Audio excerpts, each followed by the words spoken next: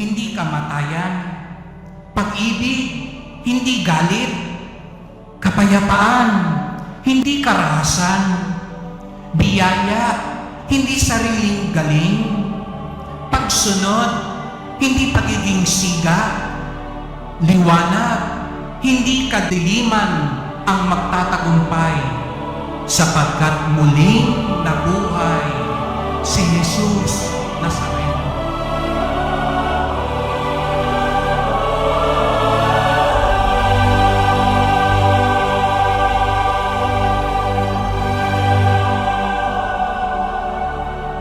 Viva Jesus Nazareno!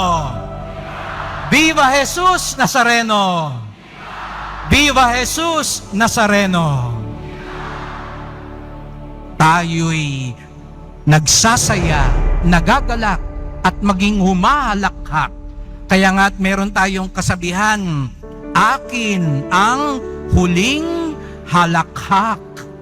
Sapagkat alaumbagay sinasabi ng Diyos, akin ang huling halakhak. Sinasabi ni Jesus Nazareno, akala nyo ba natalo nyo ako? Akala nyo ba nalupig nyo ako? Akin ang huling halakhak. Kung inaakala natin masaya ang mga nandaraya at marahas, kung inaakala natin na nagwagi yung mga palalo, yung mga manloloko, yung mga nang isa, kung sa tingin natin na naig ang nasa kadiliman at kasamaan, kung inaakala natin yung mga hindi sumusunod, yung mga nagkukunwari lamang ang siyang nakalamang kahit sa pagdedebosyon, nagkakamali po tayo. Tandaan natin, nasa Diyos ang huling halakhak. At ang mabuting balita, dahil muling nabuhay si Jesus, atin din ang huling halakhak. Kung hahayaan natin ang buhay, ang aral, ang paraan ni Jesus Nazareno ang maging buhay natin.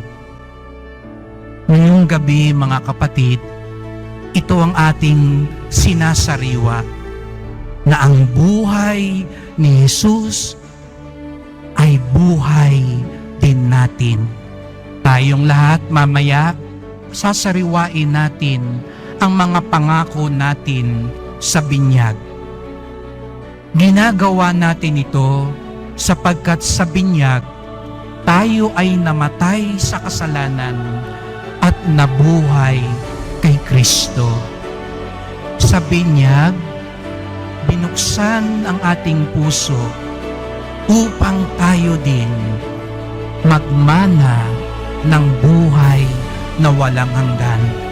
Kaya nga't nung tayo'y binyagan, tayo'y naging mga anak ng Diyos, kapatid ni Jesus Nazareno, tagapagmana ng langit, at maaaring humalakhak sa huli.